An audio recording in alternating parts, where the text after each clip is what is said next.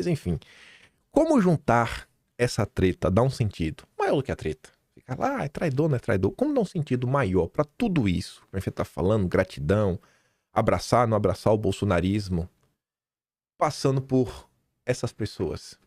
Os irmãos Batista, acho que vocês conhecem. Essa foto dos Soros mesmo antiga, acho que vocês o reconhecem. A logo da Petrobras também. E aquele ali de óculos? Quem é? Alguns devem conhecer, outros não. Mas a gente vai falar dele. Já já. E só para dar um tempero nessa história e deixar de clickbait, a gente vai trazer contexto para esta fala do ex-ministro da Economia do governo Bolsonaro, Paulo Guedes. Vou dar contexto. Falar rapidinha, 16 segundos. Agora, nessa mesma ocasião, nós trouxemos o Jorge Soros ao Brasil. Eu fui a Nova York, tive uma conversa lá e trouxemos o dinheiro do Jorge Soros para aplicar no Brasil. E multiplicamos o dinheiro por 3 ou 4, em 1 ano e meio ou 2. Quer dizer, por quê? Porque era um ambiente de alta volatilidade, era um acelerador. Agora, Que história é essa? Paulo Guedes trazendo dinheiro do Jorge Soros, o globalista número 1, inimigo da direita internacional para o Brasil. Vamos trazer o contexto? Só o clickbait. Você ficar, eita, eu quero saber dessa história. Mas vamos lá. Vamos por partes. Break. Pra gente falar do Brasil de Lula. Gente, nos últimos meses, o Brasil de Lula nos reapresentou a política dos campeões nacionais. E tem alguns grupos que realmente estão brilhando como nunca, como o nosso querido Dedé, do Banco BTG, e os irmãos Batista, né? Enquanto o Dedé caminha para ser uma espécie de Rothschild brasileiro, os irmãos Batista caminham para ser uma espécie de Rockefeller brasileiro. Esse aqui tem empresa de tudo. Tem empresa de comida, tem empresa de logística, tem empresa de energia. Rapaz, tem banco, tem tudo. Eles são sensacionais. E aí, agora chegou a vez do Estadão. E a gente vai até relembrar o que teve agora da questão da eletronuclear, né? Das usinas de Angra. Mas antes disso, o Estadão comentou agora o seguinte. Congresso aprova medida provisória que reformula setor elétrico e texto vai à sanção. Entenda ponto a ponto. MP, setor elétrico. Olha o subtítulo. Texto foi aprovado na Câmara e no Senado em votações relâmpago, do jeito que vocês gostam, na calada da noite. Governo fez acordo para preservar usinas a carvão e beneficiar quem? JF. Mas recua em térmicas a gás. JF, que é a holding dos irmãos Batista. Debaixo da JF tá a Âmbar, tá o banco deles, tá a JBS, tá tudo lá. É a mãe de todas as empresas. E tá ali, ó. Depois de aprovação de apenas 1 minuto na Câmara, o Senado também aprovou a votação simbólica nesta quinta, medida provisória 1304, que reformula o setor elétrico em sessão que durou 6 minutos. A proposta faz alterações em diversos pontos do setor, como a criação de um calendário para permitir a adesão de consumidores de baixa tensão ao mercado livre de energia, a contratação de térmicas a carvão, a distribuição entre os consumidores de prejuízos sofridos por geradores de energia renovável e mudanças no preço de referência de petróleo para o pagamento de royalties, entre outras. Olha a quantidade de coisa importante que impacta a tua vida, porque é a conta de luz que foi decidida em 7 minutos. O governo fechou um acordo com parlamentares, Lula fechou um acordinho para retirar do texto a previsão de compra compulsória de energia gerada por termoelétricas a gás, instalada em estados selecionados. A geração de usinas movidas a carvão, no entanto, foi preservada. Tira o gás, mas mantém carvão. Mantém carvão. Por que manter carvão?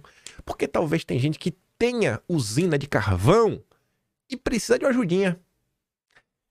A opção beneficia principalmente o grupo JF, dos irmãos Batista, que adquiriu a usina de Candiota, no Rio Grande do Sul, movida a carvão, cujos contratos de venda de energia estavam prestes a expirar.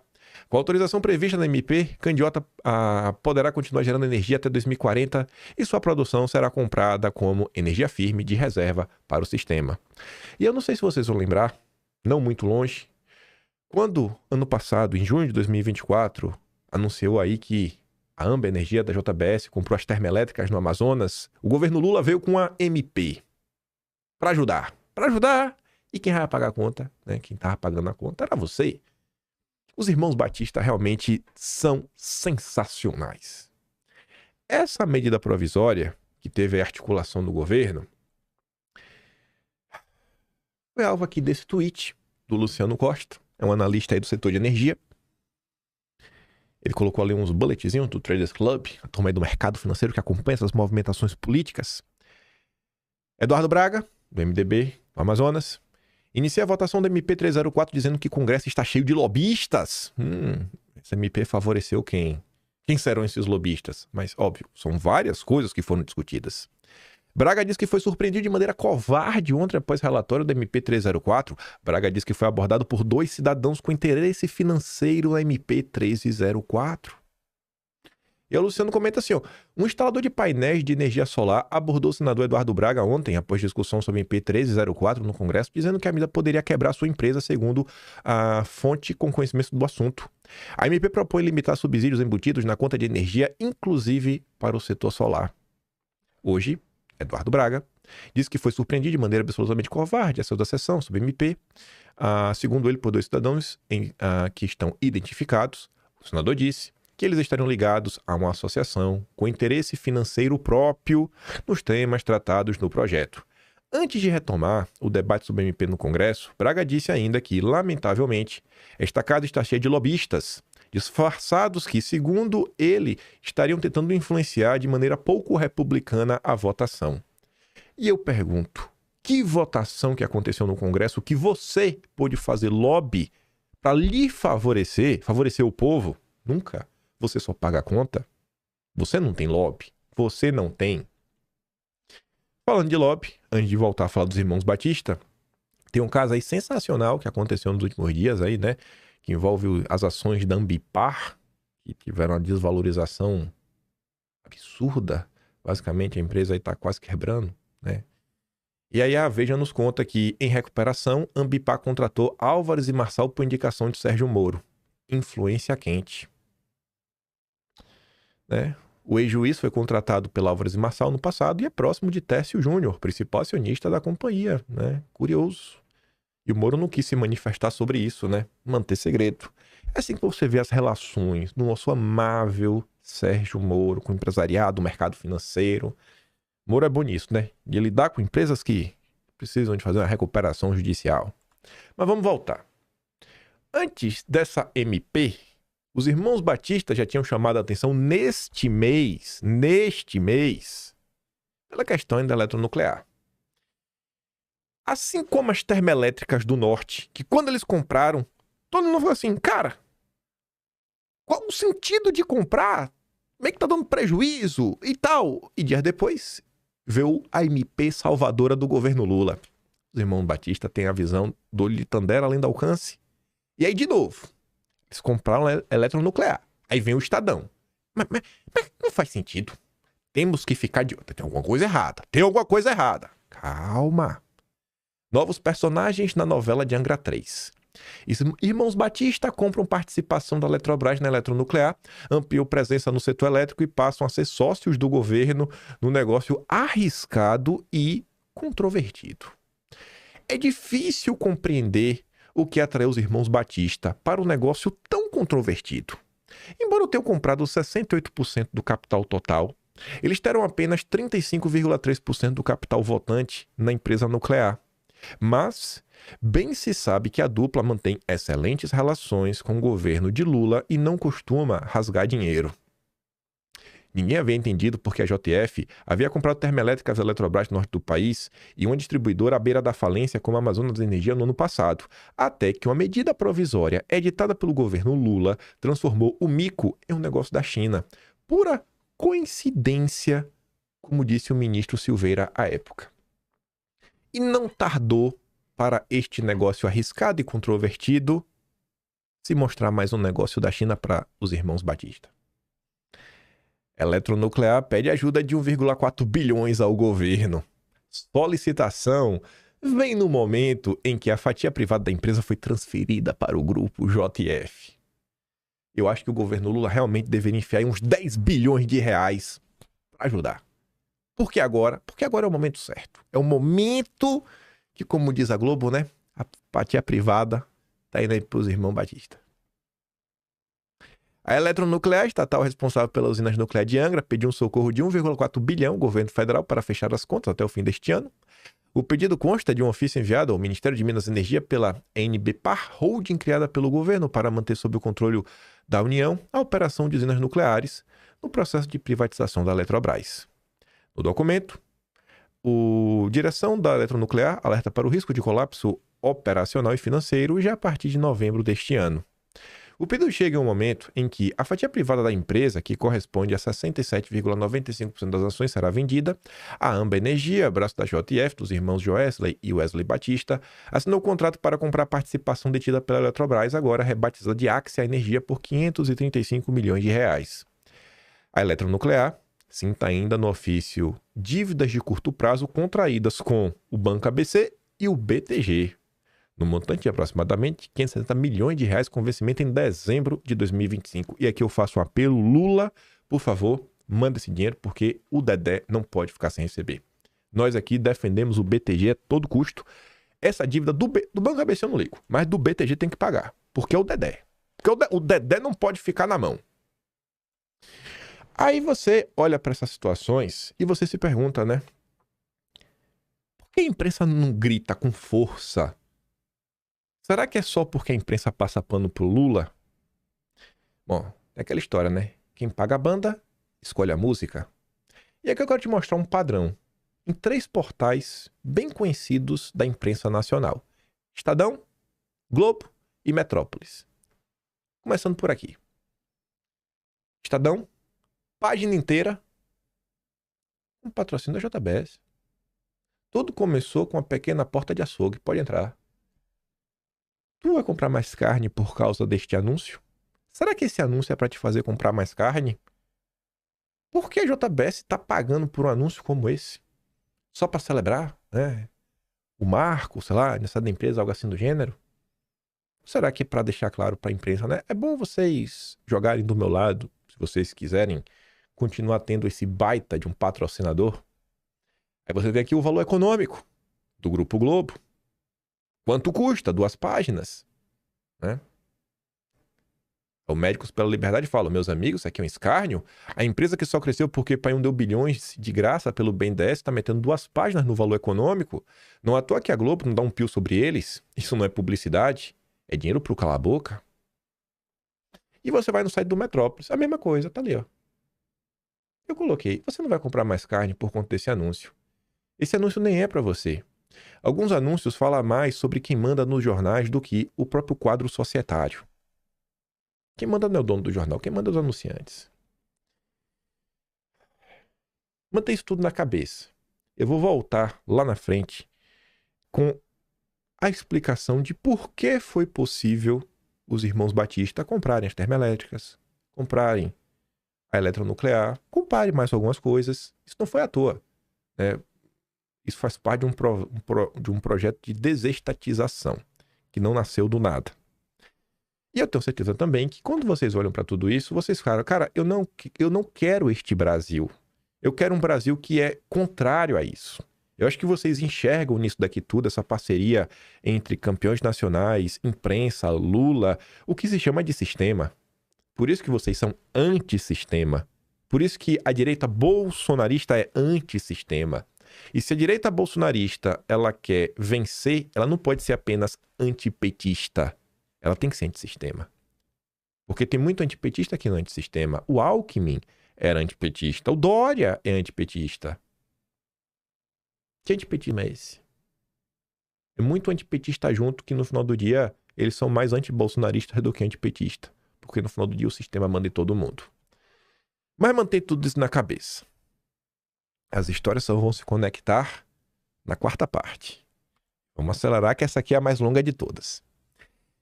Esta é a foto que fez o vídeo de hoje ser um dossiê, e um dossiê histórico. Essa é uma história que eu sabia que em determinado momento valeria a pena contar. Eu tinha fragmentos dela na minha cabeça, eu lembrava de muita coisa, o que eu lembrava realmente aconteceu, e que me ajudou a juntar os pedaços.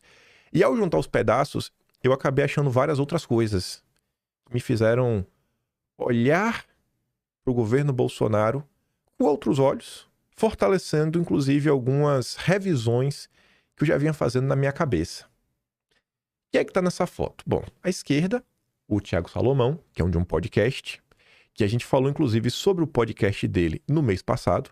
É um dos podcasts oficiais da Faria Lima, chamado Market Makers. Só leva aí grandes players do mercado. Quer dizer, em tese, só deveria levar grandes players do mercado. Quem foi que eles levaram? Eu vou até adiantar. Não vou adiantar não. Não vou adiantar. Quem foi que eles levaram mês passado que me fizeram comentar sobre eles? Enfim, e aí dessa vez, quem tá ali com ele é aquele rapaz de óculos da foto, que eu falei que vocês podem não saber quem é, mas agora vocês saberão. É o Roberto Castelo Branco, que ocupou, por um período, a presidência da Petrobras durante o governo Bolsonaro. Ele foi o primeiro presidente da Petrobras durante o governo Bolsonaro. E por que o primeiro? Porque ele foi demitido. Então você já pode amolecer o seu coração, né? Foi uma pessoa que foi demitida. Não estava jogando junto. E por que essa história é importante? E como se conecta com o sistema, antissistema, né? A treta do dia de hoje, a briga na direita, das diferentes direitas. O Thiago Salomão coloca assim, ó, privatizar a Petrobras é uma missão que eu ainda quero cumprir. É uma fala do Roberto Castelo Branco, né? E ele diz uma aula sobre o Brasil com alguém que fez muito pelo país. Era mesmo? Enfim. Aí eu, diante disso, tava na cabeça, falei, cara, será que realmente é o que eu tô achando?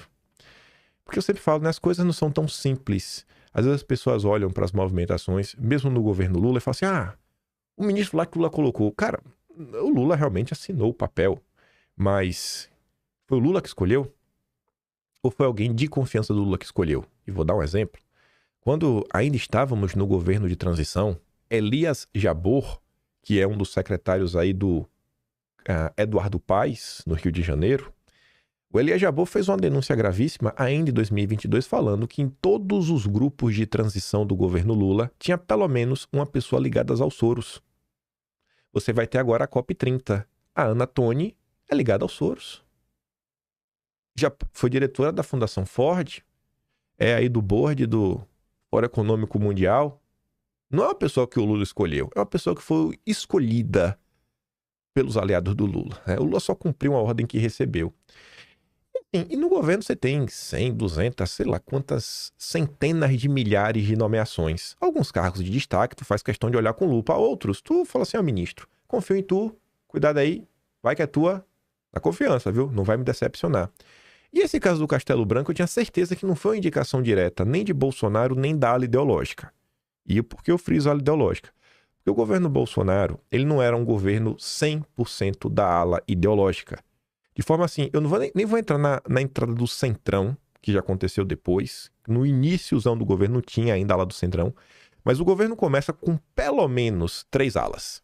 Pelo menos 3. Os liberais, os militares e a ala ideológica.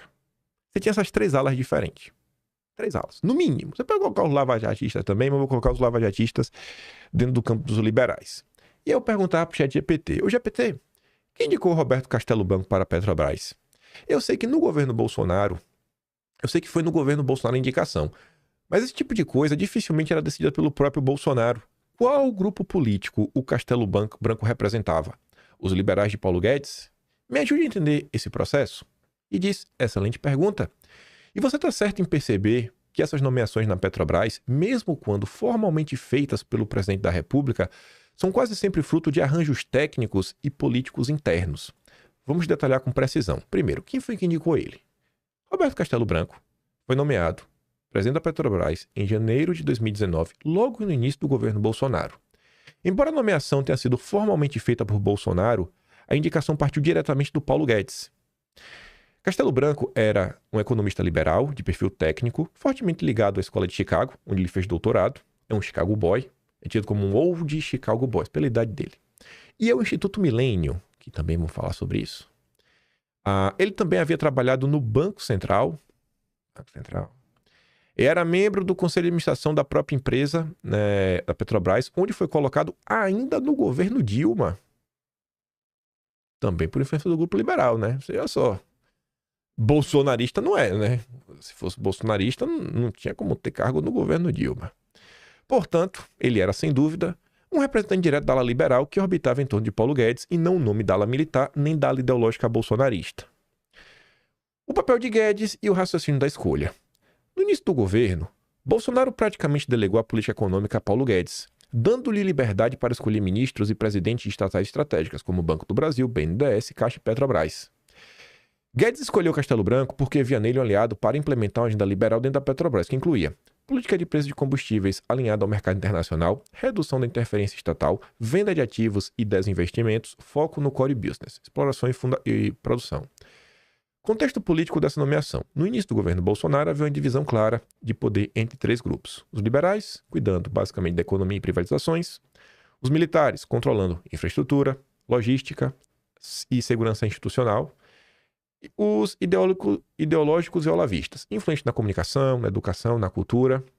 Enfim, a Castelo Branco pertencia claramente à primeira ala, né? Um liberal técnico do mercado. E aí que vem o ponto de início da história.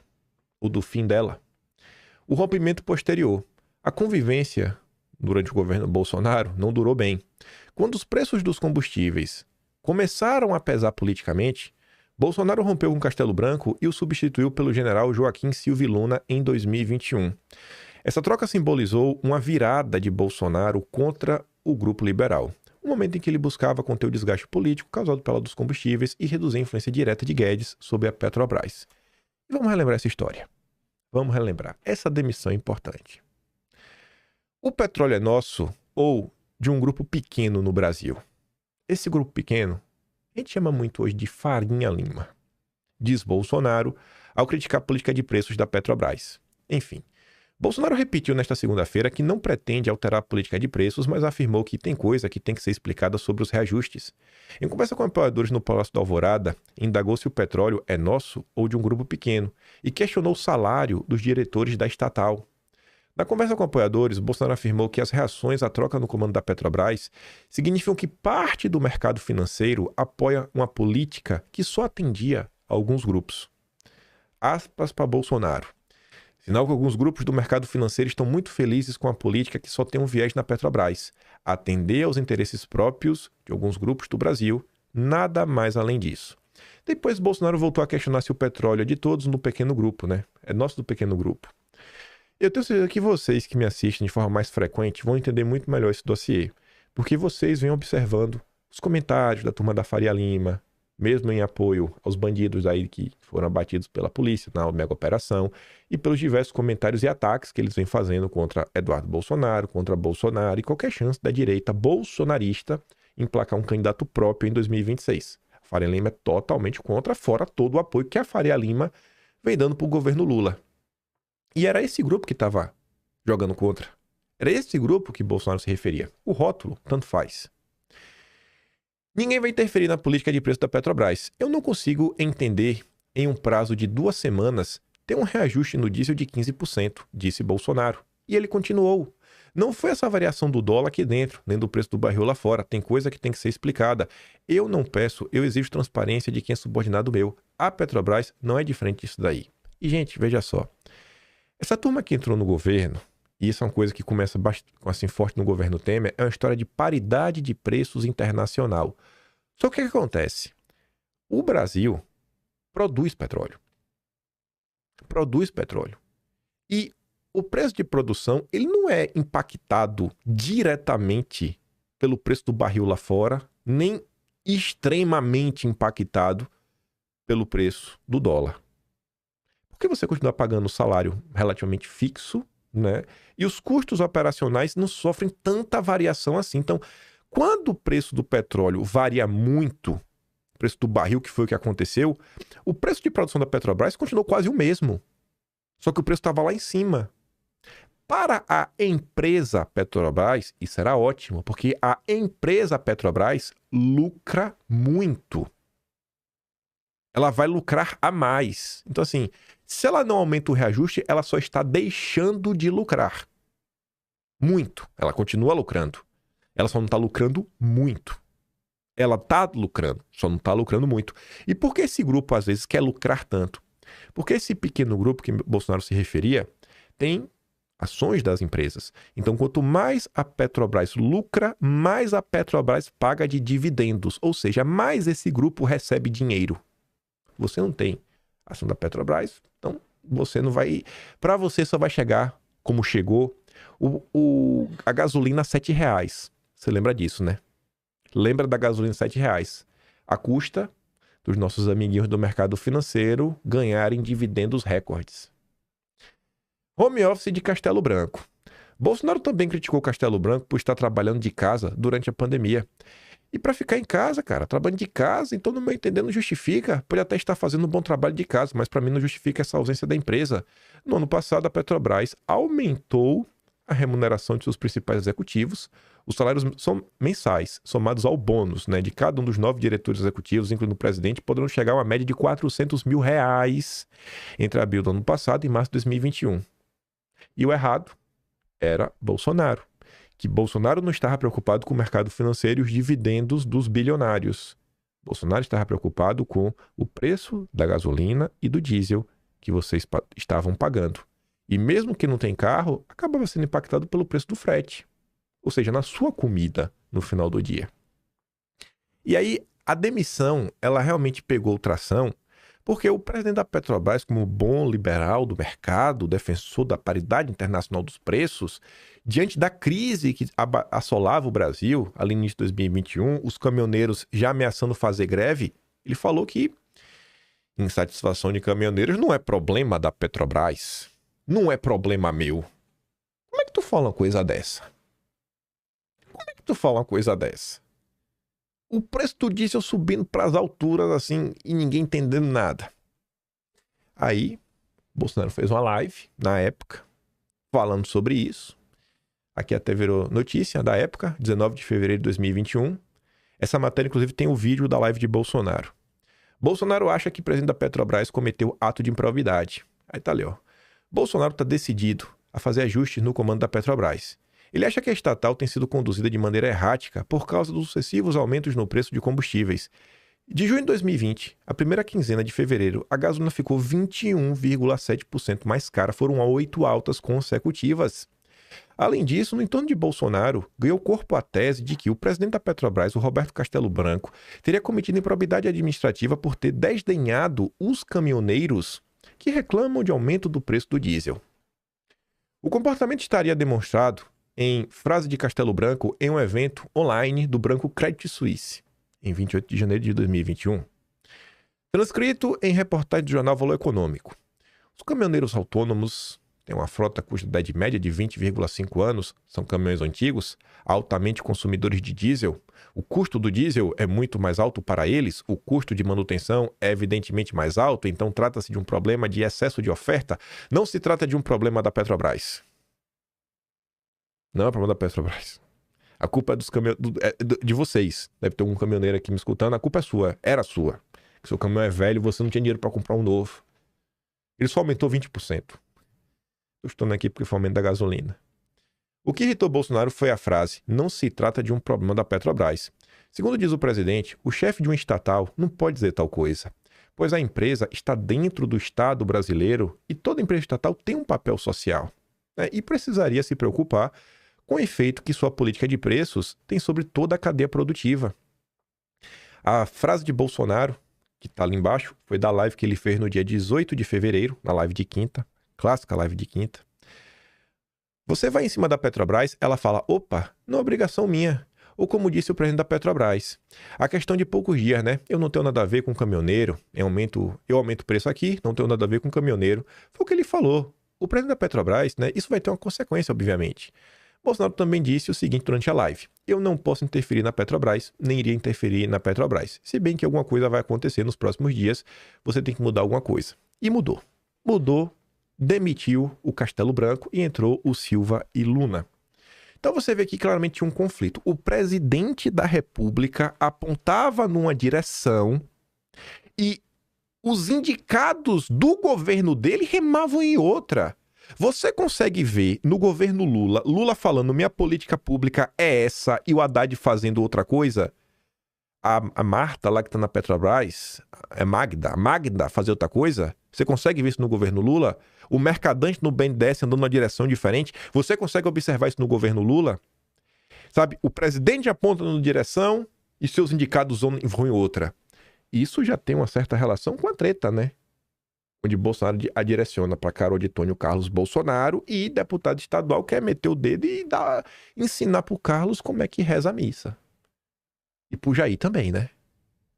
Você começa a ver que não é de hoje que Bolsonaro aponta numa direção e tem gente que se acha superior e tem que andar em outra. Mas vamos lá. Temos uma fala de Bolsonaro, 20 de fevereiro de 2021, saudade do cercadinho, Jair. Escute só. E exorcismo, quando eu falei que não ia prorrogar por mais 2 anos o mandato do cara lá. Compromisso zero com o Brasil, entendeu? Parabéns, nunca ajudaram em nada, apenas não é aumentando o preço de acordo com o pessoal lá fora, o dólar aqui dentro. É mais do que isso. A preocupação é ganhar dinheiro em cima do povo. Não justifica 32% de reajuste no diesel e no corrente ano. Ninguém esperava essa covardia desse reajuste agora. Ninguém quer interferir, nem está interferindo na Petrobras, mas eles estão abusando. Assim como eu dizia que queriam me derrubar na pandemia pela economia, fechando tudo, agora resolveram atacar na energia. Vamos meter o dedo na energia elétrica, que é outro problema também.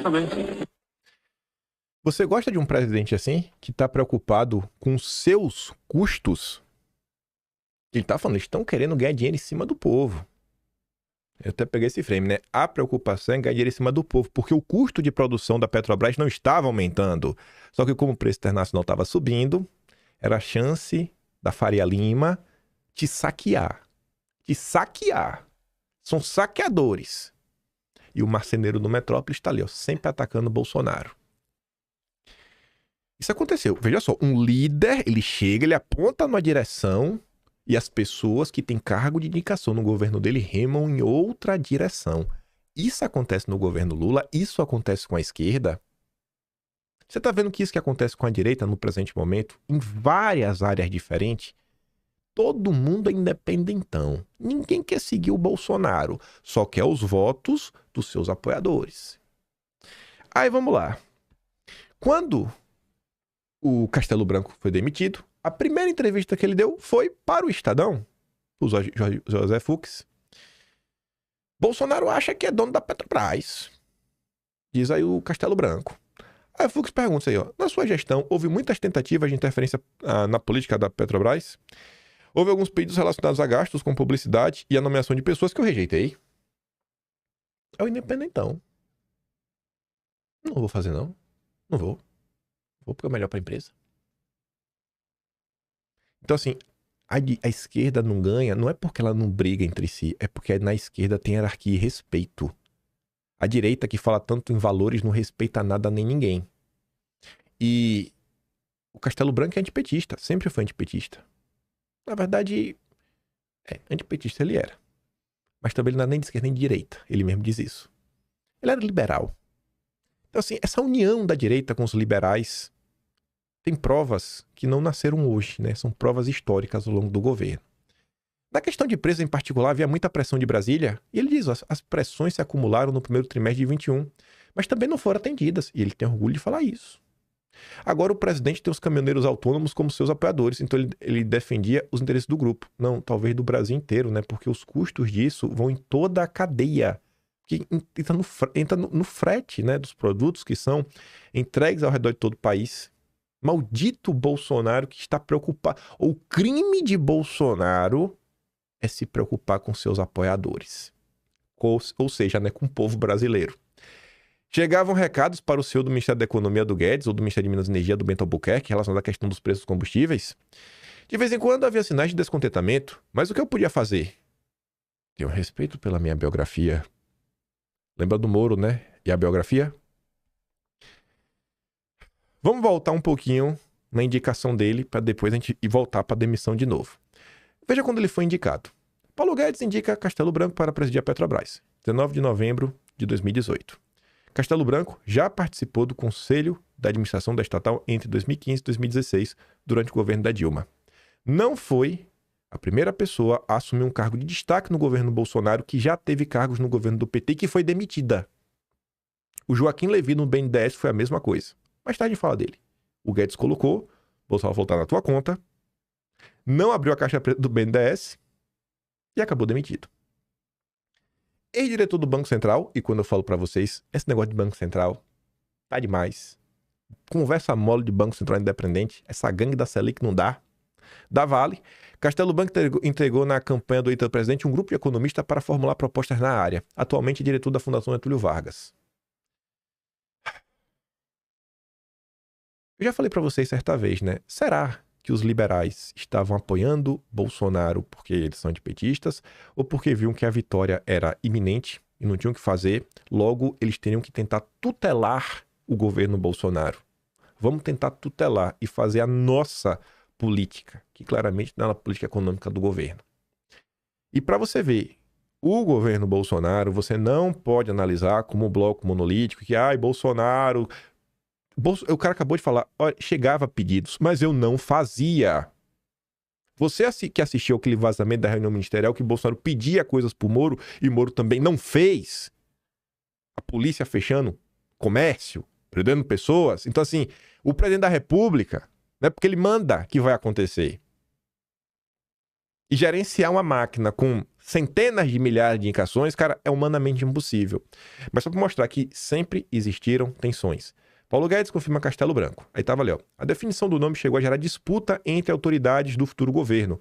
Guedes queria o Castelo Branco, Mourão queria um nome mais da área militar, que acabou depois, não, o general Silvio Luna era um general, depois entrou um cara da área militar. Não sou nenhum fã do Mourão. Aqui é só para mostrar, existia interesse. Todo mundo quer nomear o presidente da Petrobras. Para quê, né? Aqui vem a pergunta. Os liberais ficam claro, dividendos. E uma matéria também de 2018, né? Quem é Roberto Castelo Branco? O nome é de Bolsonaro para presidir a Petrobras.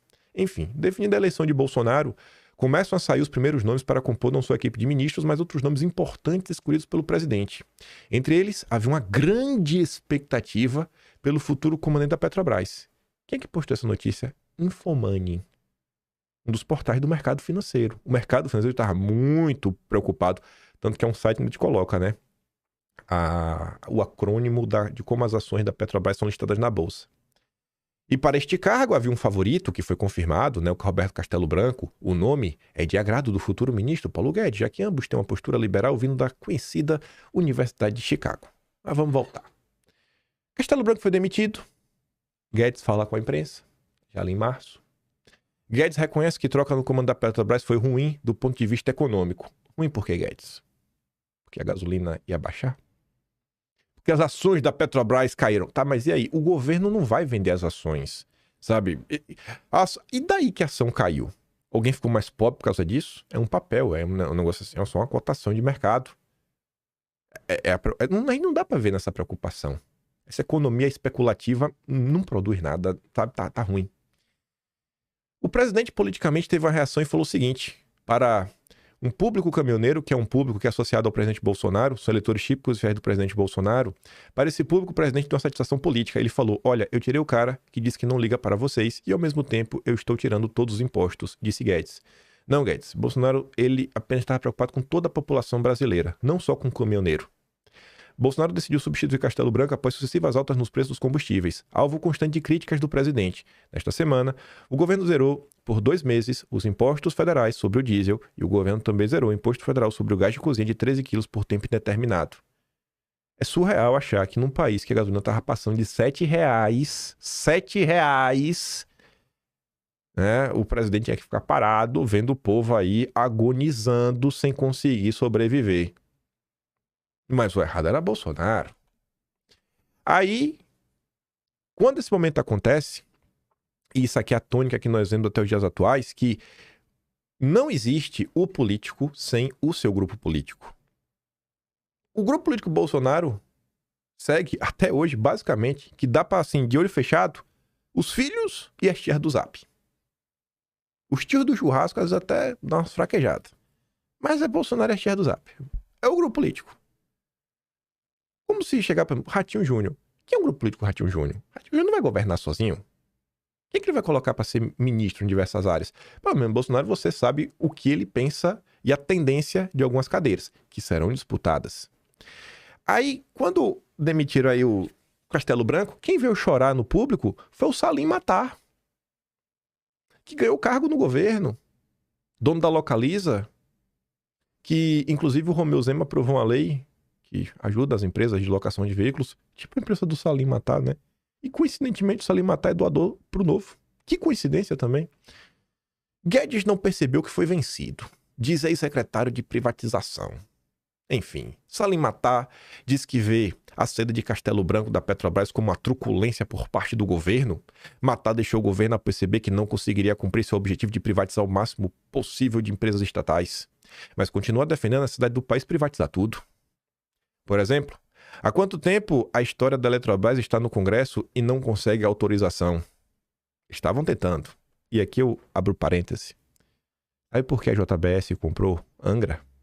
Porque a JBS comprou as empresas lá no norte e porque Lula deu MP para você pagar a conta? Porque a Eletrobras foi privatizada por essas pessoas. Eles conseguiram vencer essa resistência. E aí a gente vive numa discussão tão pífia e superficial que a direita ela não atua por um projeto de poder de direita. Um plano estratégico de país de médio e longo prazo, não. A direita age com um eterno medo. Ai, mas e o PT? Cara, seja bom o suficiente para chegar no poder e ficar no poder e salvar este país. Porque quem que você acha que tem dinheiro para comprar uma empresa como a Eletrobras? Os irmãos Batista. Veja só, né? Em termos práticos, vocês venderam para os irmãos Batista. Isso que aconteceu. Vamos analisar a realidade concreta. Não um cenário que vai aparecer um super empresário conservador que se preocupa com o povo brasileiro e que vai comprar empresa para obter a máxima eficiência. Vocês estão vivendo em Nárnia. Vocês não conhecem nada da história brasileira. Para de cair no conto do vigário da história das telecomunicações, porque eles só te usam isso como exemplo para falar que tem que vender tudo. Ou então argumento que se não vender o PT vai roubar. Acorda. Para de querer entregar o país para a JBS, para o BTG. Para. Tá feio. Essa BES foi vendida para quem? Para o fundo que tem um dos acionistas, o Daniel Dantas. Outro pedaço para BlackRock. Porque dinheiro não tem carimbo. A EMAI, para o Nelson Tanuri, que contratou o Rothschild para ver se compra a Braskem, que está envolvido aí o Tanuri comprou a EMAI, né? Que tá com aquela denúncia aí sobre o dinheiro que te encaixa aqui. Na quinta-feira, Bolsonaro anunciou em live que iria fazer mudança na Petrobras. Após a declaração e especulações, a estatal perdeu 28,2 bilhões de valor de mercado. E daí? Se o governo deseja intervir numa empresa, primeiro não deveria ter aberto seu capital. Mas ele pode tomar uma atitude, chamar os minoritários, pagar todo mundo, fechar o capital e fazer o que quiser, como colocar gasolina a R$1. É simples, é seguir a lei. Mas não pode interferir no ativo que tem investimento de milhares de pessoas físicas, jurídicas, isso traz insegurança jurídica, declarou Salim Matar. Ele deve ter ação da Petrobras, né? Tava querendo mamar e parou de mamar. E você vê, o cara leva o argumento ao extremo. Não foi o Bolsonaro que abriu o capital? Não foi, então já pegou a empresa assim. O acionista majoritário ainda é o governo, então se é a maioria, acho que pode tomar algumas decisões. Em nenhum momento o Bolsonaro queria colocar a gasolina a R$1 ou colocar a empresa numa situação para ter prejuízo, só queria assim, algo racional, compatível ao custo de produção da Petrobras e o lucro e o cenário brasileiro. Bolsonaro não é um louco que ia quebrar a empresa para fazer politicagem, como não quebrou. Mas esse é o Salim Matar, grande doador do Partido Novo. Há um risco muito elevado e iminente de processos, porque os conselheiros tendem a agir no sentido de proteger a empresa, de fazer o que for melhor para ela, não para o acionista controlador. Estou torcendo para que o mercado reaja e que para a CVM, minoritários investidores, abram ações na justiça, processando conselheiros e o controlador pela interferência na Petrobras. Acho que isso vai acontecer. É um padrão, né? Isso porque teve cargo no governo. Né? E não vai falar de conflito de interesse, viu, com Salim Matar. Sabe o que aconteceu na época? O que ele pediu. Deixa eu só mostrar, né? Salim Matar, em 2018, antes de entrar para o governo do Bolsonaro, ele era também conselheiro do Instituto Milênio. Só um destaque, a gente vai voltar a falar disso lá na frente. E tá ali, ó. CVM investiga a Petrobras após notícias envolvendo troca na presença da empresa. Justiça dá 72 horas para Bolsonaro se manifestar sobre troca na Petrobras. E aí? Você vê como são as coisas, né? É um homem sozinho lutando contra até os seus ex-aliados. Porque o homem está pensando no seu próprio povo. Vamos lembrar de alguns posicionamentos de algumas pessoas na época para entender o quão fácil é estar na pele de Bolsonaro? Olha a Pantera Cor-de-Rosa, que o Xandão autorizou a entrevistar Bolsonaro. Que tá aí levantando a candidatura do Tarcísio a todo custo. Cobrando que os liberais têm um lugar de destaque em 2026, trabalhando contra o bolsonarismo. 30 de outubro de 2018. Castelo Branco foi sondado para a Petrobras. Ótimo nome. Olha quem gostava. Olha quem torcia. Castelo Branco vai à Petrobras com clara intenção de privatizar, acompanhar. E se não conseguir, vai ter todas as formas, gente. Vai vender absolutamente tudo que conseguir para deixar a empresa rentável e competitiva. Só não vê quem não quer. Baita movimento do Guedes de novo. 12 de abril de 2019. Castelo Branco não pediu demissão ainda só porque Guedes não está no Brasil. Você vê aqui o tipo de perfil que gostava do Castelo Branco. Salim Matar, Rafael Ferri, nossa Pantera Cor-de-Rosa. João Moedo. 19 de novembro de 2018. Pós-eleição. Em junho deste ano, o futuro presidente da Petrobras, Castelo Branco, escreveu sobre a urgente necessidade de se privatizar a estatal. Desejo que agora no cargo ajude a colocar em prática essa ideia. E aí, depois ele foi demitido, já em outubro de 2021. O Bolsonaro acha que é dono da Petrobras. Roberto Castelo Branco, né? Bolsonaro, como de costume, confunde o público com o privado, mas um governo que nos mostra como estatais são estratégicas apenas para os políticos e a importância das privatizações. Por liberais, né? Para eles ganharem muito dinheiro com dividendos, enquanto você pagava mais de R$7 no litro da gasolina. Né? Bolsonaro usava... A Petrobras seguia dando lucro. É porque o lucro ficou menor. Não pode lucrar menos. Temos que enfiar pro povo brasileiro pagar R$7. Partido Novo e senhora Carol Esponza, Cláudio Dantas e todas as cadelinhas do Deltan. Já é uma postagem da atual administração que o Eduardo Ribeiro já era presidente. Eduardo Ribeiro é presidente do Novo desde 6 de março de 2020. 6 de março de 2020. Aqui já é a era do Eduardo Ribeiro.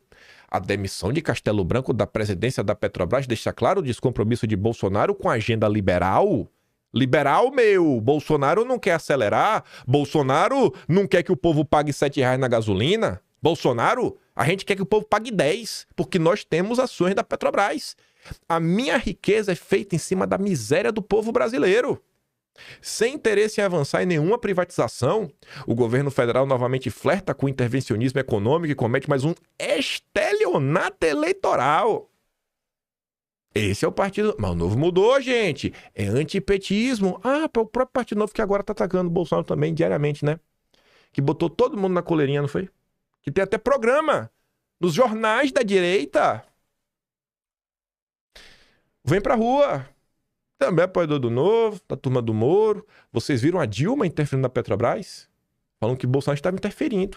Aí o Facuri, que até ficou meio na oposição, mas na época estava lá do Jair, né? Dizia, não, eu não vi a Dilma e o Lula interferindo, eu vi saqueando a Petrobras, que é diferente, né? Aliás, o Brasil todo viu isso, e por esses outros motivos votou em Bolsonaro. Agora me respondam, vocês viram se o saque à Petrobras continuou ou parou depois que o Bolsonaro, né, virou presidente?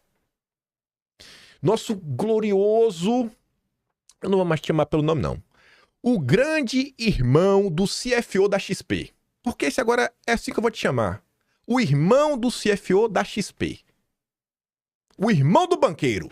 Os combustíveis são commodities cotadas em dólar, como o açúcar, o café, o trigo. Seus preços são formados pela oferta e demanda internacional. Não, cara. Não, o preço pode ser, tanto faz, mas o custo de produção é outro. Petrobras é uma empresa muito endividada em dólares. Como é que vai conciliar obrigações em dólares com receitas em reais? Se o Brasil quer ser economia de mercado, tem que ter preços de mercado, diz o presidente demitido da Petrobras, Roberto Castelo Branco, e ele está certo. Olha só, você acompanhar a cotação do dólar é uma coisa. Mas na época não foi a cotação do dólar, foi o preço do barril que saiu de $40 para 130. Então é uma componente diferente, irmão de banqueiro. Irmão de banqueiro. Meu irmão não é CFO da XP. Eu não tenho para que passar pano para banqueiro. E o Rosoba falava, eu discordo, irmão. Combustíveis são um insumo estratégico para o desenvolvimento do país. Não pode estar ao bel prazer da vontade global e muito menos de uma diretoria ou um presidente. A empresa é controlada pelo governo e dá concessão para exploração justamente por isso. E em nenhum momento Bolsonaro queria que a Petrobras desse prejuízo, mas não dá para você ficar repassando a todo momento, né, um cenário catastrófico num país pobre como o Brasil. A Petrobras só não precisava lucrar tanto. Continuaria lucrando, numa boa. Já essa postagem aqui envelheceu bem, né? O Rafael Gloves eu sempre trago em vídeo. Alguém que na época entendeu o que o Bolsonaro tava fazendo, porque nem todo liberal é serviçal de banqueiro. Eu não tenho nada a ver com caminhoneiro. Eu aumento o preço aqui. Não tenho nada a ver com caminhoneiro. Castelo Branco, 18 de fevereiro. Aí o Rafael Gloves falava: desarmamos ou não uma bomba atômica? Ou seja, tirar esse cara foi ou não foi bom pro Brasil? Caminhoneiros acabam com esse país em 2 semanas se quiserem. Temer editou a medida provisória e baixou o diesel na canetada para acalmá-los. E a Farinha Lima não reclamou na época. Gente, a gente tava aqui no pico do Mandetta. O povo sem conseguir trabalhar direito, o país no caos, gente quebrando, a gasolina 7 conto, ataques diários, a CPI do circo tava para começar, se não sei, já tinha começado. Sabe? Era o caos que a gente via no Brasil. E o errado era Bolsonaro. Todo mundo, todo beautiful people jogando pedra. Cadê os aliados? Cadê a União da Direita? A União da Direita nunca existe. Para de ficar falando besteira. Abandona essa criancice de União da Direita. A esquerda vence porque a esquerda ela tem hierarquia e respeito. E sabe seguir um plano, que é um plano de um líder. Parem de cair em papo furado de finto inteiro viúva da Selic. A emenda saiu infinitamente melhor do que o orçamento prometido. E o tempo passou, a Petrobras quebrou? Bolsonaro entregou prejuízo na Petrobras? O que foi que... Assim, o tempo passou, estamos em 2025. Resultado concreto. A Petrobras lucrou e você pagou menos na gasolina. A Petrobras lucrou e você pagou menos na gasolina. Tá bom pra você? O tempo é senhor da razão. Bolsonaro foi inocentado. E os vagabundos dos liberais estão aí. Aí eu achei essa postagem que começa a dar muito sentido ao início do vídeo. A treta e o que a gente já tá comentando aqui agora. O perfil O Clã escreveu em 23 de fevereiro de 2021. Primeiro ele colocou assim, ó. Deixa eu explicar. As ações da Petrobras foram derrubadas pela mídia de propósito, gerando insegurança no mercado. O seu liberal de estimação usou a credibilidade dele para gerar segurança ou insegurança no mercado. Nada é coincidência. Lembre do que fizeram com a galera na GameStop. Explicando o desenho. Gente, a mudança na presença da Petrobras não muda nada. Nenhum programa foi implementado ainda. É tudo especulação com base na mídia. É cedo para dizer se a gestão de Lula é boa ou ruim. O Castelo Branco era uma mãe com alguns grupos empresariais.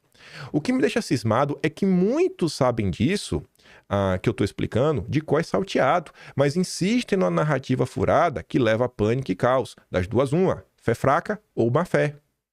Aí ele colocou aqui o churrasqueiro, o Ruschel.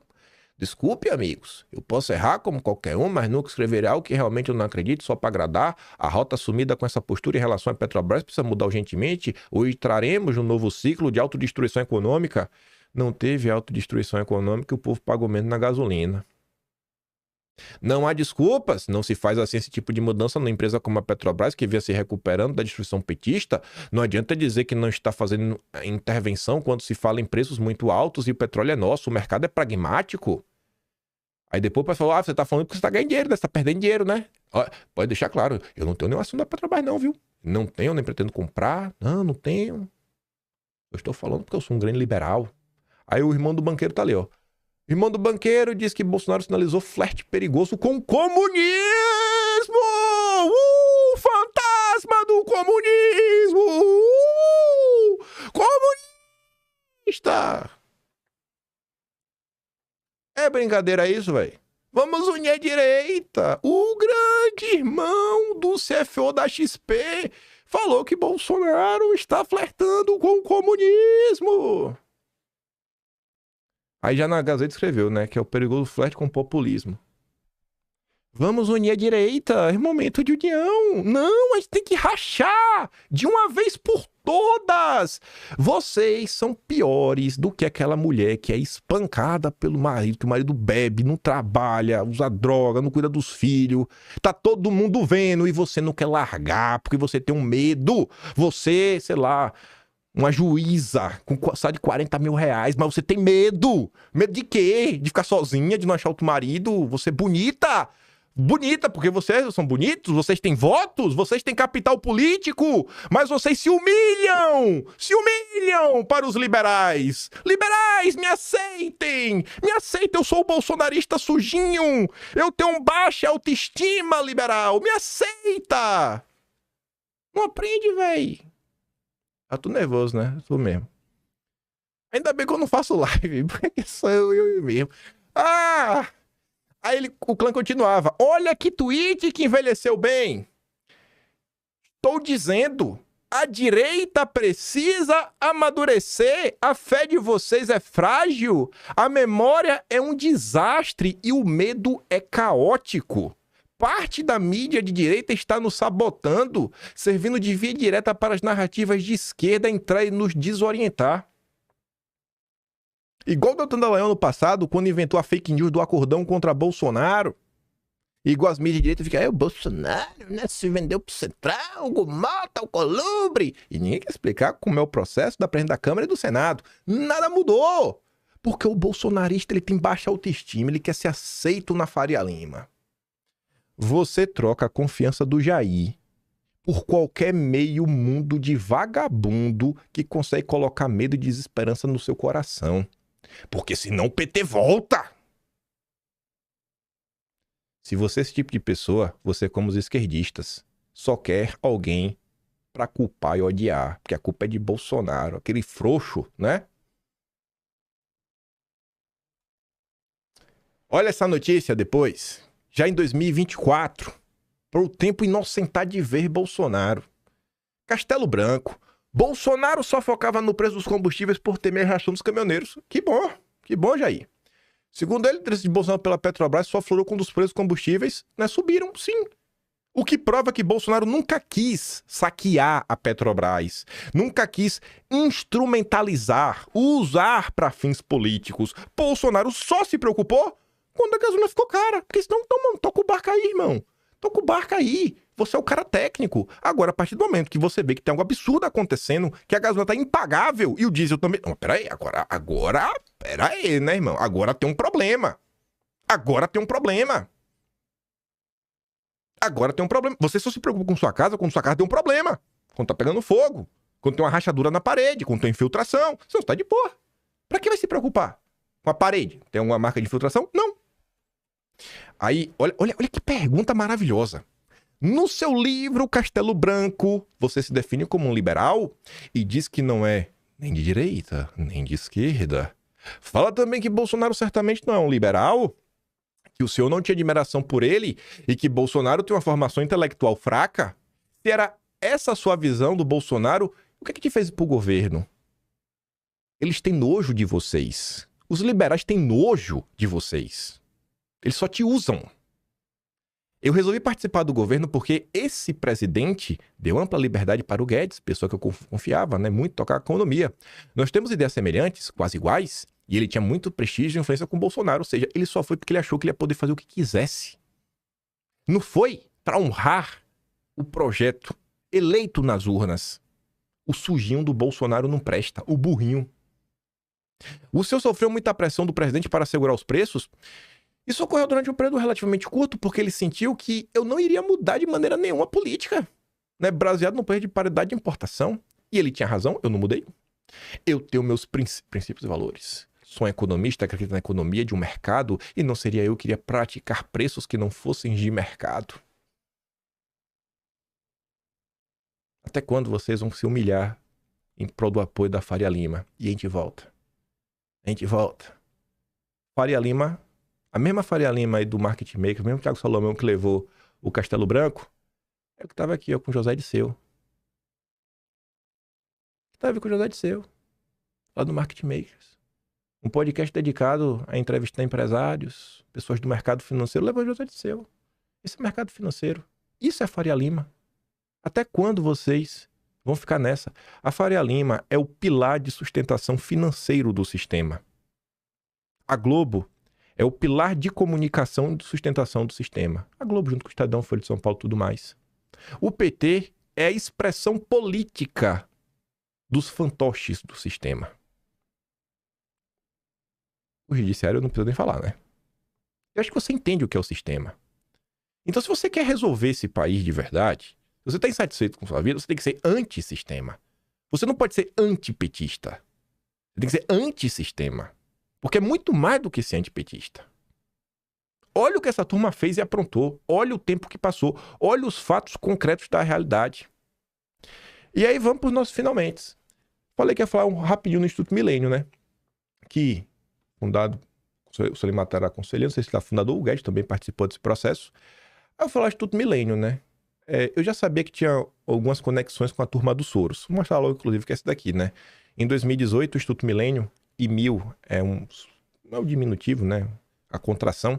Agora também está cadastrado no Diretório Global de Think Tanks, uma iniciativa da Open Society Foundation, né? Estamos cadastrados na turma do Soros. E aí os colunistas dele, Oscar Vilhena, escreveu em 2019 o seguinte: Sociedade Servil, falando como as ONGs estavam sendo atacadas pelo mundo todo.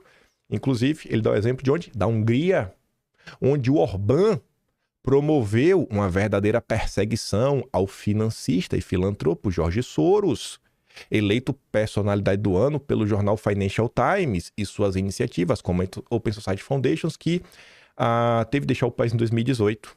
Neste contexto, em que governos não democráticos de esquerda e direita buscam restringir o espaço da sociedade civil e tudo mais, então assim, os liberais, eles sempre enxergaram no Soros uma figura para se espelhar. Porque Soros é um cara do mercado. Soros fez fortuna no mercado financeiro, quebrando países, inclusive. Aí vamos aqui ouvir esse recorte aqui, não, para a gente pegar o contexto. Nessa mesma ocasião, nós trouxemos o Jorge Soros ao Brasil. Eu fui a Nova York, tive uma conversa lá e trouxemos o dinheiro do Jorge Soros para aplicar no Brasil. E multiplicamos o dinheiro por 3 ou 4, em 1 ano e meio ou 2. Quer dizer, por quê? Porque era um ambiente de alta volatilidade, era um acelerador. Agora, nessa mesma ocasião... Vamos lá, pegamos dinheiro do Soros, ganhamos muito dinheiro, enricaram Soros, né? Qual o contexto disso? Cara, o contexto é só isso aí mesmo que ele falou. Sabe que é Jorge Soros. Matéria de 28 de janeiro de 95. Enfim, com capital de $250 mil, ele criou o Quantum Fund, em 69. Hoje esse fundo gerencia cerca de 11 bilhões. Em 93, ganhou 650 milhões, tornando-se o maior negociante de Wall Street. Soros atua no Brasil desde 87, através do Banco Pactual, que administra seus investimentos no país. Não tem contexto, não tem distorção, não tem nada. E aqui fica de questionamento. O senhor Paulo Guedes, ele realmente trouxe e operava para o Soros no Brasil. Ajudou o Soros a ficar rico. Numa época que o Soros já era alvo de inúmeras denúncias pelo mundo.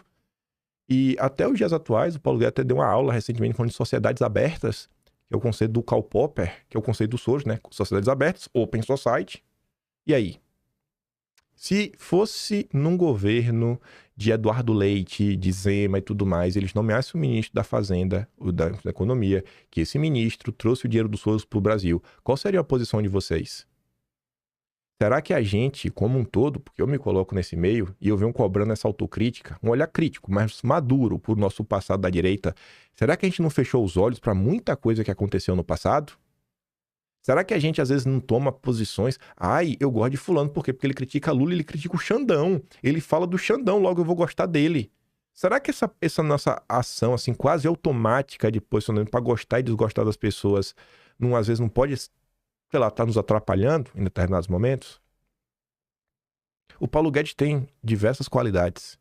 O Paulo Guedes conseguiu fazer algumas coisas muito importantes, como reduzir impostos. Ótimo, ótimo. Ninguém só tem pontos negativos, mas será que a gente não tem que tentar entender as pessoas em suas complexidades? Será que a gente não tem a ganhar com isso? Será que não é melhor a gente entender assim, cara, qual é a pessoa com suas complexidades? Quem são os nossos aliados de verdade, de primeira hora, que nunca vão roer a corda e estão 100% fechadinhos com a gente? E, cara, quem são pessoas que em determinados momentos vão estar mais próximos e em determinados momentos vão estar mais distantes? E a partir do momento que a gente entende isso, será que a gente deveria começar a fortalecer realmente quem rema 100% com a gente?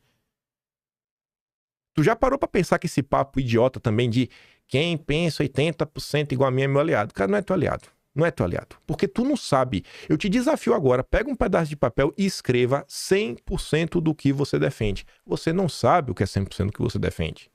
Você não sabe porque você nunca parou pra pensar. O que é que tu defende sobre terras raras? O que é que tu defende sobre energia solar? O que é que tu defende? Tu não sabe. Porque tu nunca nem parou pra estudar sobre isso. Então não fala... O cara pensa 80%, tu não sabe o que é 80%, porque tu não consegue quantificar. A pessoa ser aliado ou não é muito mais assim, cara, esse cara traz mais força pro meu bloco político ou menos? Esse cara me ajuda a, sei lá, conquistar mais espaço na sociedade ou contra?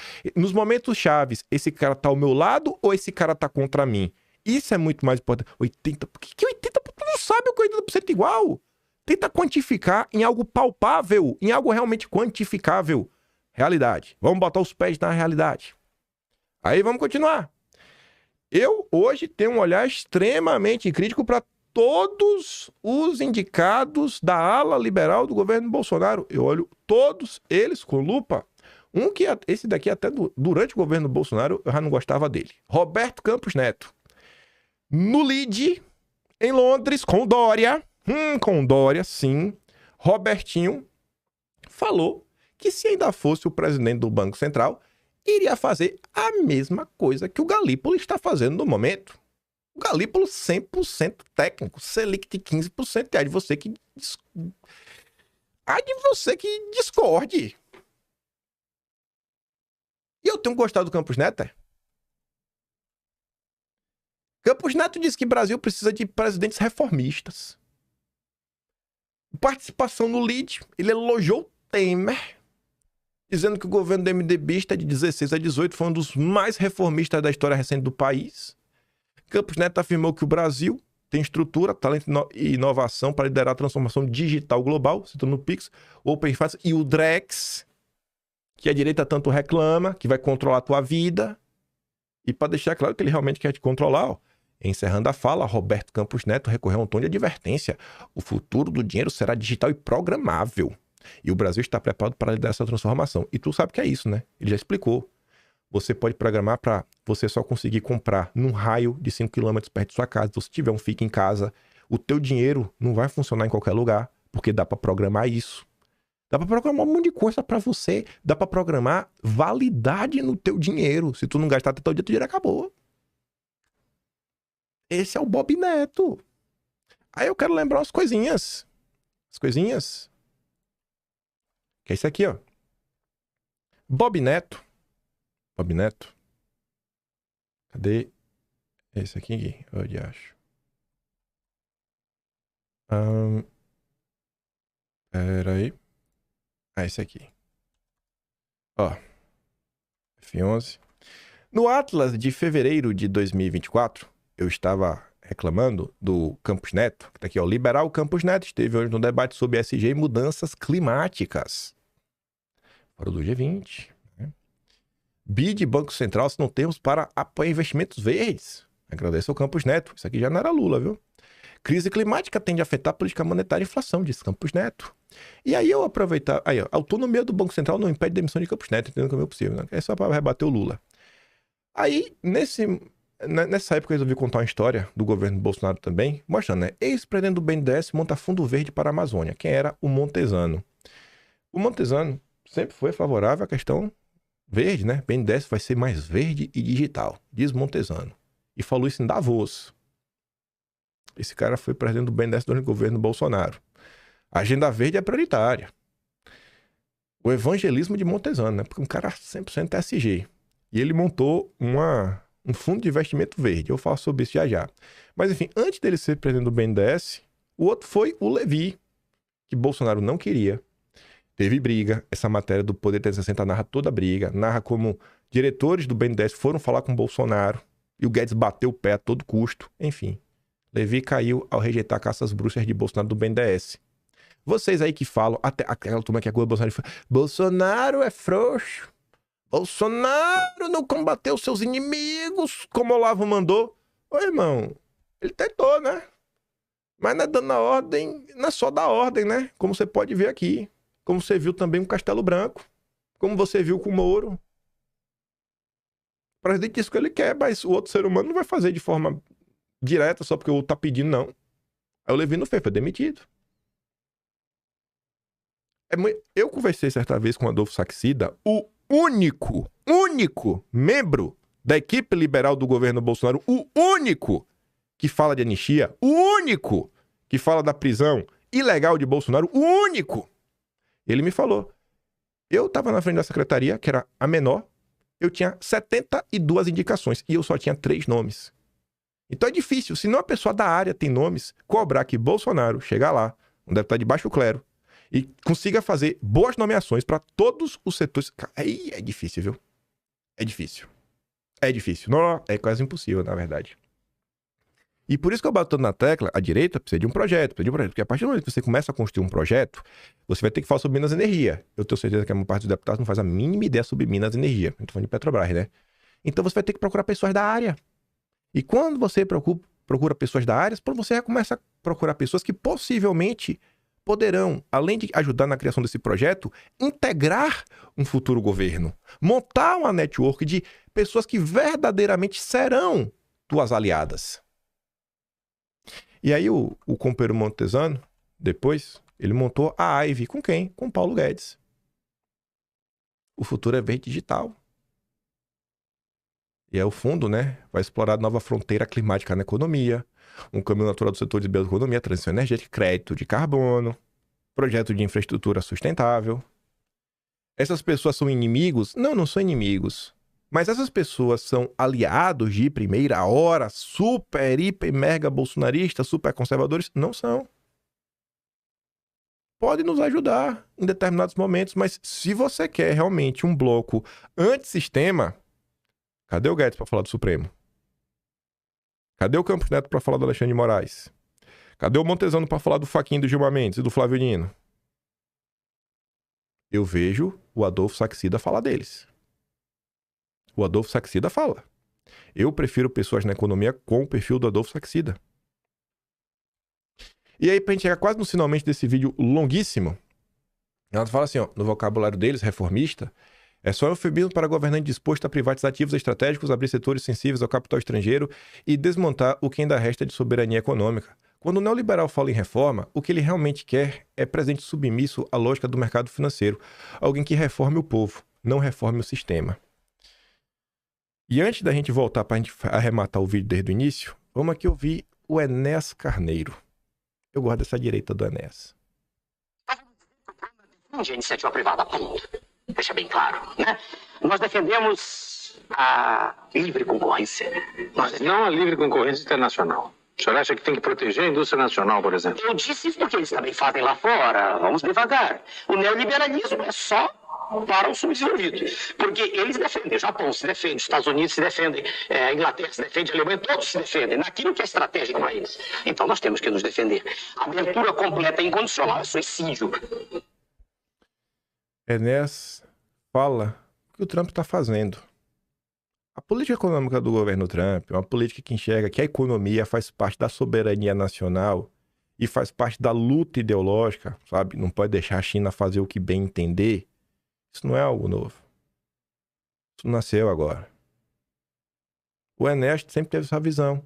Sempre foi um cara do mercado, sempre foi um defensor da iniciativa privada e da livre concorrência, principalmente no mercado interno. O que acontece é que no Brasil não tem livre concorrência no mercado interno. Existem campeões nacionais que são ajudados pelo governo. Já no mercado externo é o vale tudo. Mas internamente, que devia ter uma não tem. Zero.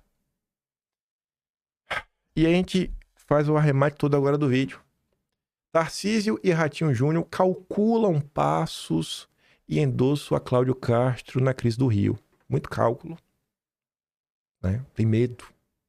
Muito prudentes e sofisticados, liberais. Então, assim, o que você vê com esse caso aí, dessa treta, Ana Campaiolo, Carlos Bolsonaro, é só, gente, o episódio número 6.500 da eterna união da direita, que nunca se une e não irá se unir, porque são pessoas que não estão dispostas a caminhar na mesma direção, estão dispostas a colher os louros do bolsonarismo. Isso estão. Então, assim, eu tô falando, eu não sou nenhum gênio, sabe? Eu sou uma pessoa apenas que eu sou talvez o único brasileiro que leu nos últimos mais de 6 anos, todos os dias, o que saiu na imprensa. Muitas das coisas que, inclusive, tá aqui em vídeo, eu recuperei de vídeos antigos, que eu comecei a ler as histórias, vi o que eu tinha juntado. Eu realmente tenho muitos fatos na minha cabeça. Eu acompanho rede social, eu vejo as coisas que acontecem. Normalmente, os avisos que eu dei terminaram dando meio certo. E assim, olha, se eu tivesse um pedido hoje, eu pedia a Deus, falar, Deus, pelo amor de Deus. Deus, pelo amor de Deus. Cara, que o Eduardo assista esse vídeo hoje. Eu sei que é longo. O Flávio Bolsonaro, o Carlos Bolsonaro. eles realmente avaliem, sabe, se essa postura de deixar disso, de vamos unir a direita, se bem que eles estão deixando disso já tem um bom tempo, né? Eduardo mesmo deu várias porradas aí no Tarcísio de mão fechada, caso agora rebatendo na campanha também. Aonde isso está nos levando no frigir dos ovos, sabe? Aonde isso está nos levando? Ninguém nunca quis o bolsonarismo, ninguém nunca quis andar junto com o bolsonarismo. Desde o dia zero, desde o início de tudo, o plano é, cara, tomar os votos do bolsonarismo para retomar o Teatro das Tesouras, a Terceira Via, o tucanato, chama do que tu quiser, sabe? Do sistema. Mas não pode ter uma força antissistema. Eu não quero gente assim. Eu não quero andar com gente assim que tem medo, sabe? Dá cara a tapa, só quer entrar para ganhar, não quer colher os ônus, não quer entrar na lama. Não, bicho. Política é grupo, é hierarquia, é lealdade, é gratidão. Eu quero uma direita que olhe para trás e entenda o que foi o Enéas. Que realmente entenda que foi o Enéas. Eu não sei que aquele cara aqui... Talvez esse cara aqui atrás seja até o do Rebelo, nem sei. Talvez seja, nem fui olhar. Não é nenhuma mensagem oculta nem nada, não. Porque já vai ter gente vai estar acusando disso, né? Mas eu tô vendo, assim, eu estudei a história pelos meus olhos, para chegar às minhas conclusões, sabe? Quem gosta da Biblioteca Nacional sou eu, né? Que ninguém parece que acessa aquilo ali. Arquivo Nacional também sou eu. Eu já vi a história da Petrobras, assim, esse episódio de Bolsonaro também é mais um capítulo dentre tantos outros, do episódio do Walter Link, da campanha do Petróleo é Nosso, a CPI dos Rockefeller. Cara, são tantos episódios que tem. A própria questão da crise do petróleo, que não foi, obviamente, contra a Petrobras, mas teve, né, uma ação também. Tanta coisa que aconteceu, gente, não são episódios isolados. Que Brasil vocês querem construir? Que direita vocês querem construir? Jornalista só tem engajamento porque vocês dão. O poder tá na mão de vocês. Imponham a agenda de país que vocês querem. Enquanto isso, Bolsonaro tá preso de forma ilegal, inconstitucional. Pouco se fala disso. As movimentações que ele faz, sempre ele tem que se explicar. Sempre ele tem que se explicar. E toda vez que o tempo passa, o tempo inocenta Bolsonaro. O melhor exemplo foi a reunião ministerial. Quem não acordou ali, velho, é safado mesmo, vagabundo que não quer aprender. Que só quer se descolar do Bozo sem perder o apoio dos apoiadores do Bozo. Eu tenho gratidão pelo Jair. Ter feito parte do governo Bolsonaro não diz nada pra mim. Mas nada, nada. Moro fez parte. Não diz nada pra mim. E eu pretendo olhar e entender. Nem todo mundo é 100% vilão, nem todo mundo é 100% bonzinho. Bolsonaro também não é perfeito. Mas ele tá... far beyond, bem longe, assim, ele tá muito mais bom do que ruim para eu poder fazer aqui qualquer ressalva dele, né, frente aí a algumas pessoas. Os eventos atuais são apenas um repeteco de todo o sofrimento que a direita sofreu, e em todos esses episódios Bolsonaro sempre esteve sozinho. Sempre, sempre. Um ou outro deputado e o povo, só. E quando ele não conseguia resolver sozinho, olha lá, é um vagabundo. O cara é um vagabundo. O cara é um vagabundo. Eu espero que quem reclame, porque tem que reclamar, pontue com fatos o que eu estou pontuando de forma errada, sabe? Você tá errado nisso, você traz um fato concreto, sabe? É muito fácil falar você passa pano para Bolsonaro. Difícil é falar o que eu tô falando que é errado, que não é fato. Você vai lá. Está passando ponto, beleza, bota aí, eu passei ponto onde? Aí você traz uma notícia, fatos para rebater. 1h30, ficou longuíssimo, mas fico por aqui. Se gosta do meu trabalhinho, seja um pouco mais, faça membro do canal. Tem um botão de valeu, tem um Patreon na descrição e tem um Atlas Brasileiro, kimpen.com.br. Reflitam sobre isso, olhem para as tretas, uma visão um pouco mais ampla, sabe? Mais ampla, amadurece. Perde esse medo. Ai, mas a união... Perde esse medo. A direita precisa de verdade de um grupo unido.